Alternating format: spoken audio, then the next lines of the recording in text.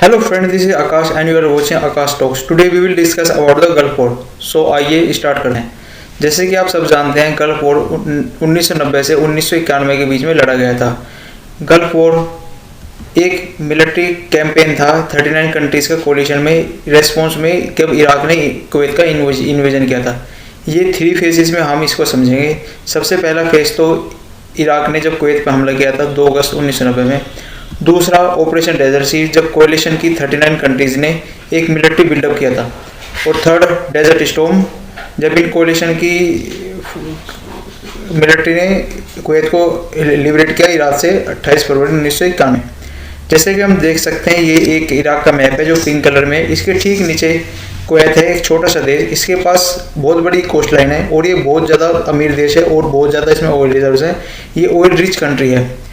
तो सबसे पहला रीज़न तो था इराक इसको कब्जाना चाहता था, क्योंकि इराक के पास एक छोटी कोस्ट लाइन थी और इराक एक लंबी कोस्ट लाइन चाहता था अपनी।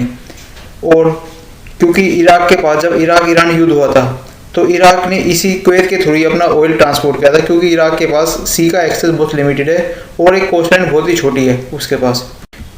अब ये क्यों हुआ था?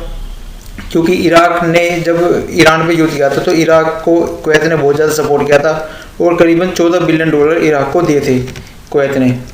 जब इराक ने कुवैत को इस डेब्ट को फॉरगिव करने के लिए बहुत ज़्यादा प्रेशराइज करा, पर कुवैत ने इसके लिए रिफ्यूज़ कर दिया।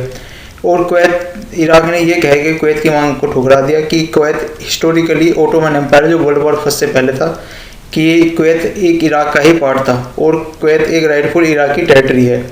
और इराक ने ये भी शिकायत की कि कुवैत अपना ओपेक कोटा जो था ऑयल प्रोडक्शन था बहुत ज़्यादा उसको ब्रीच कर रहा है और बहुत ज़्यादा तेल इसमें से दोहन कर रहा है, क्योंकि हर ओपेक कंट्री में हर एक ओपेक सदस्य के पास एक कोटा होता है, उससे ज़्यादा वो तेल का दोहन नहीं कर सकते, जिससे कि मार्केट स्टेबिलिटी बनी रहती है।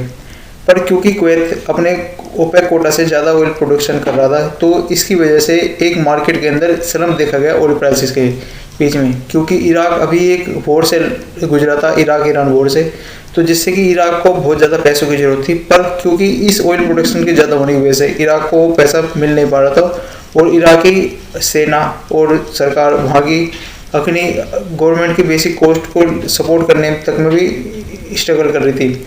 और कुवैत पे इराक ने ये आरोप भी लगाया कि सिलेंड ड्रिलिंग करते हैं। एक इराक की रुमेलिया ऑयल फील्ड है जो कुवैती बॉर्डर से सिर्फ 32 किलोमीटर ही है और ये यहाँ पे सिलेंड ड्रिलिंग करते हैं। सिलेंड ड्रिलिंग जैसे कि आप फोटो में देख पा रहे हैं, एक हॉरिजॉन्टल ड्रिलिंग करते हैं, जबकि ड्रिलिंग का कंसेप्ट है कि आप वर्टिकल इसमें ड्रिलिंग करो।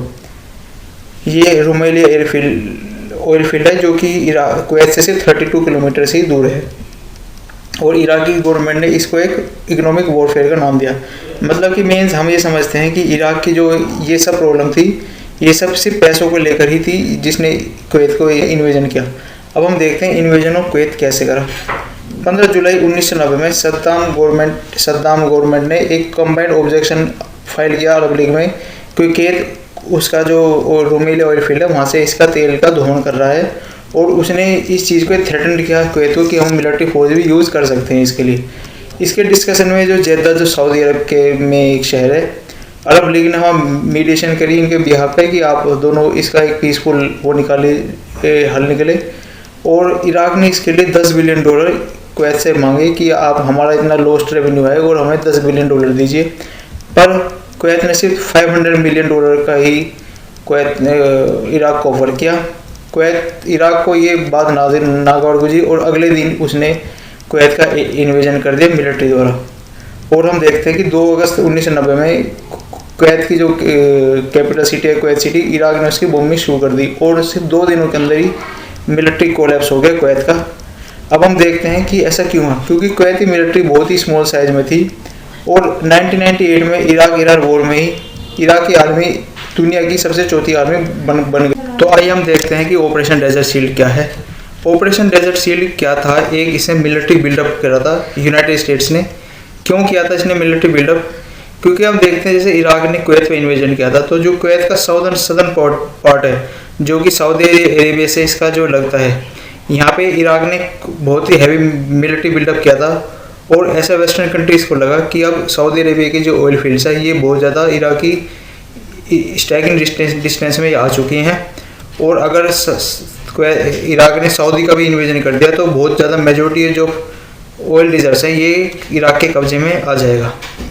और हमें देखते हैं ऑपरेशन डेजर्ट शील्ड में कार्टर डॉक्ट्राइन पॉलिसी यूएस ने यूज़ करी। कार्टर डॉक्ट्राइन पॉलिसी क्या थी? जिमी कार्टर यूएस के प्रेसिडेंट थे जिन्होंने एक पॉलिसी बनाई थी अपने समय कि अगर पर्शियन गल्फ में अमेरिकन इंटरेस्ट को हैम्पर हुआ तो हम अपने नेशनल इंटरेस्ट को डिफेंड करने के लिए मिलिट्री का भी यूज़ कर सकते हैं। और ऑपरेशन डेजर्ट शील्ड 7 अगस्त 1990 में स्टार्ट हुआ जिसके अंदर हैवी मिलिट्री बिल्डअप देखी गई। और अब कोalition कैसे से बनता है? ये कोalition ज़्यादातर 39 कंट्रीज़ का बना था जिसमें ज़्यादातर वेस्टर्न कंट्रीज़ थे और अमेरिकन एलाइज थे। और एक सीरीज़ भी यूएन सिक्योरिटी काउंसिल रेजोल्यूशन और अरब लीग ने बहुत ज़्यादा रेजोल्यूशन इसमें पास किए इराक इन्वेजन ऑफ कुवैत के। और इराक को ये बोला गया कि 15 जनवरी 1991 तक अगर आप विड्रॉल नहीं करते हो अपना कुवैत से तो हम आपके ऊपर मिलिट्री फोर्स का यूज़ करेंगे। और इसमें कोलिशन मेंबर्स ने कुछ इकोनॉमिक बैकिंग भी करी इस युद्ध के अंदर। अब हम देखते हैं ऑपरेशन डेजर्ट स्टॉर्म कैसे हुआ। जैसे कि अब 16 जनवरी 1991 में इराक की सबसे पहले बात 42 डेज तक कंज्यूटिव बहुत ज़्यादा एरियल बॉम्बिंग करी गई जिसमें इनका टारगेट था कि इराक का जो इराकी मिलिट्री का जो इंस्टॉलेशन है, इनका कमांड सेंटर है, कम्युनिकेशन फैसिलिटी है, ये सब ध्वस्त हो जाए जिससे कि ये अपने इराकी फोर्सेस तो इन चीज़ों का कमांड न मिल सके और इराकी फोर्सेस बहुत जल्दी ध्वस्त हो जाए। और इसके रिटेलिएशन में इराक ने सऊदी अरेबिया और इजराइल पर रिटेलिएशन किया। इजराइल पे क्यों रिटेलिएशन किया? क्योंकि ये सद्दाम हुसैन नहीं चाहते थे अगर हम इजराइल भी हम पे रिटेलिएट करेगा तो ये अरब लीग के जो देश अब इस टाइम सपोर्ट कर रहे हैं अमेरिका को, ये इराक के समर्थन में आ जाएंगे। पर क्योंकि यूएसए ने इजराइल को मना करा कि आप रेस्पॉन्स कुछ नहीं दोगे तो इसराइल ने भी कोई रेस्पॉन्स नहीं दिया।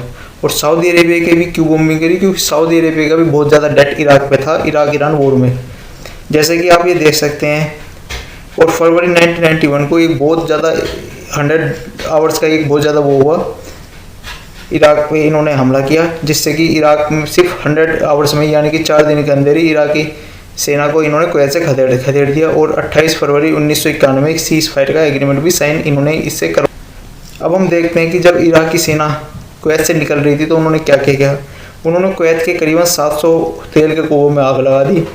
इसको एक स्कॉच अर्थ पॉलिसी हम मानते हैं। और इन्होंने लैंड माइन्स भी लगा दी कुओं के पास कि जो कोई बुझाने आएगा वो सबसे पहले खुद डिस्ट्रॉय हो जाएगा। इनका प्लान ये था कि जिससे कि कुवैत इमीडिएटली इन्वेजन के बाद अपना तेल दोबारा से स्टार्ट ना कर दे जिससे कि इराक को हानि हो। इस ये फायर लगभग 10 महीने तक चलती रही जिसने वाइड स्प्रेड पोल्यूशन भी किया। इसमें करीबन 6 मिलियन बैरल ऑयल हर दिन इससे बर्बाद हुआ। और कुवैत को करीबन $1.5 बिलियन का इसको आग बुझाने के लिए। अब हम देखते हैं कि वॉर के बाद आखिरकार हुआ क्या।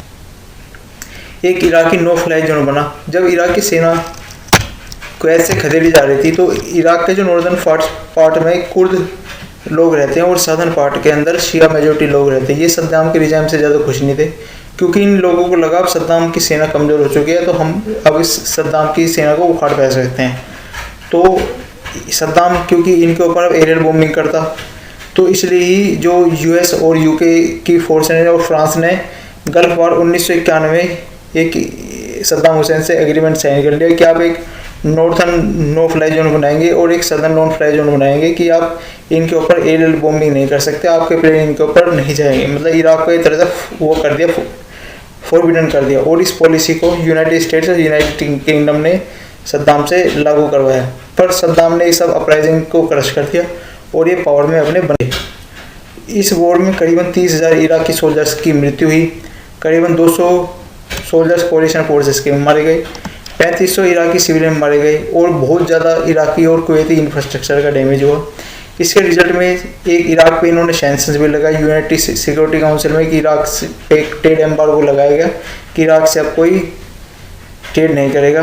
और यूएनएससी रेजोल्यूशन भी हुआ 687 जिसने एक सीज फायर के टर्म भी बनाए जिसमें कि इराक को वेपन ऑफ मास डिस्ट्रक्शन भी बनाने से रोका गया। और यूएनएससी रेजोल्यूशन भी पास हुआ जिसमें कि इनका वो इंटरनेशनल बॉर्डर इराक और कुवैत को मॉनिटर करेगा। और एक डीमिलिटराइज जोन भी बनाया गया और एक सेपरेट बैरियर बनाया गया ईरान कुवैत बॉर्डर पे। अगर आपको हमारी ये वीडियो अच्छी लगे तो इसको लाइक कीजिए, सब्सक्राइब कीजिए। Thank you.